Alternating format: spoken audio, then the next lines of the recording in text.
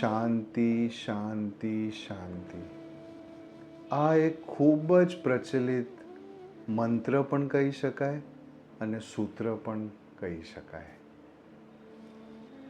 અને અનેક પ્રસંગોમાં અનેક રીતે આનો ઉપયોગ થાય છે. અને ઘણી વખત વ્યક્તિ પોતાને જ કહેતો હોય છે શાંતિમાં રહે. શાંતિ એટલે શું એ ખૂબ જ સમજવાની જરૂર છે. શાંતિ એ એક નીરવતા પણ નથી, શાંતિ એ શૂન્યતા પણ નથી, અને શાંતિ એ મનોભાવના સાથે પણ સંકળાયેલી નથી. તો ઓમ શાંતિ શાંતિ શું સૂચવે છે? મનન ચિંતન માંગશે. મહાજીણમ વિજ્ઞાન આ બધા જ જે આધ્યાત્મિક શબ્દો છે એ શબ્દોના ગહન અર્થો પ્રકાશિત કરવા માટે કાર્યરત હોય છે.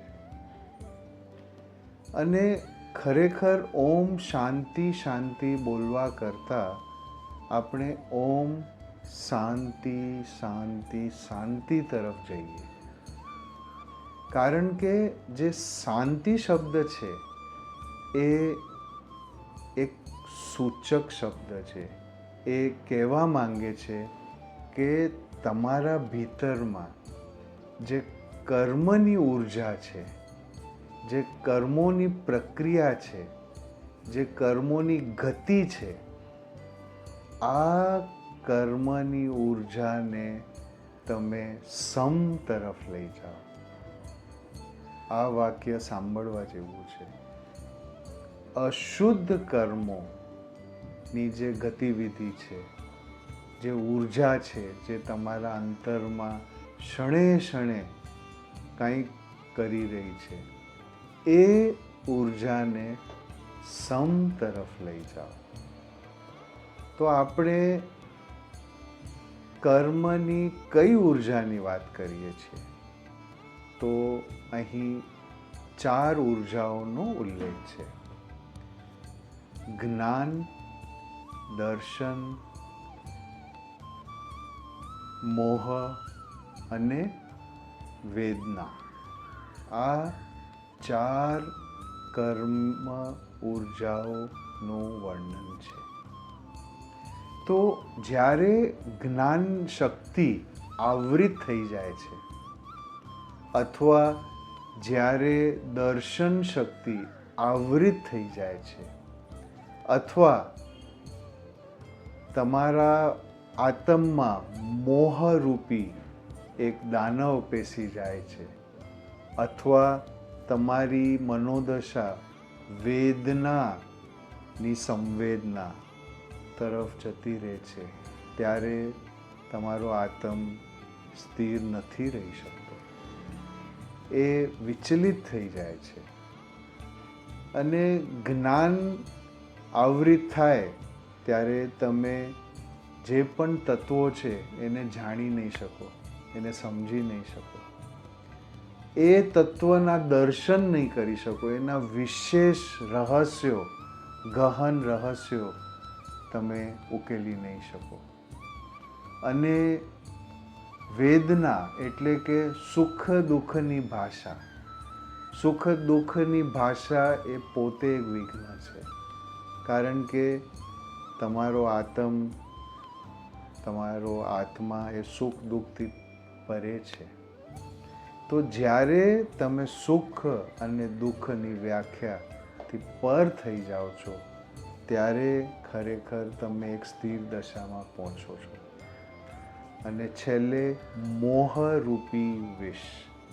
મોહ એટલે મતિની મૂંઝવણ.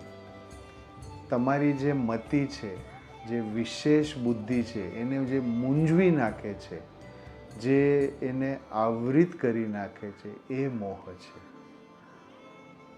માટે આ જે 4 ઉર્જાઓ છે, કાર્મિક ઉર્જાઓ છે, આ ચારેને સમ તરફ લઈ જવાનું છે. જ્ઞાન ઉર્જાને, દર્શન ઉર્જાને, મોહ ઉર્જાને ને વેદના ઉર્જાને. અને જ્યારે આ ઉર્જાઓ સમ તરફ જાય છે, શુદ્ધિ તરફ જાય છે, ત્યારે ખરેખર તમારા આત્મમાં શાંતિનો અનુભવ થઈ શકે છે. અને આની સાથે એક બીજો મુદ્દો પણ છે, અને એ છે અપેક્ષા. આપણે હંમેશા ક્ષણે ક્ષણે અપેક્ષાનું સેવન કરીએ છીએ. અપેક્ષા એટલે કોઈક અન્ય ચીજ, વસ્તુ, જીવ તરફથી તમે કાંઈક એવી આશા રાખતા થઈ જાઓ છો કે એમના તરફથી તમને કાંઈક મળે, કાંઈક સુખ મળે, કાંઈક શાંતિ મળે. ખરેખર દુનિયામાં કોઈ પણ તમને સુખ અને શાંતિ બહારથી આપી નથી શકતો. શાંતિ એ અંતરની ભાવના છે, અંતરની દશા છે. માટે જ જ્યારે તમને એક દ્રઢ શ્રદ્ધા બેસી જાય છે કે સુખ એ મારા અંતરનો જ વિષય છે, સુખ માટે મારે બહાર ભટકવાની જરૂર નથી, કોઈના પણ આપણે પરાધીન થવું નથી પડતું, ત્યારે જ ખરેખર તમે અપેક્ષાથી મુક્ત થશો અને શાંતિનો અનુભવ કરશો. માટે શાંતિને સમજવા માટે આ બંને પાસાઓ સમજવાની જરૂર છે. એક છે કર્મની ભાષા અને બીજું છે અપેક્ષાની ભાષા. આ બંને ભાષા તમારા દિવ્ય ચક્ષુઓ દ્વારા તમે જાણશો અને સમજશો, ત્યારે જ ખરેખર શાંતિના ઝરણા તમારા અંતરમાં આપણે કહીએ કે દિવ્ય એક પ્રવાહની જેમ ચાલી નીકળશે.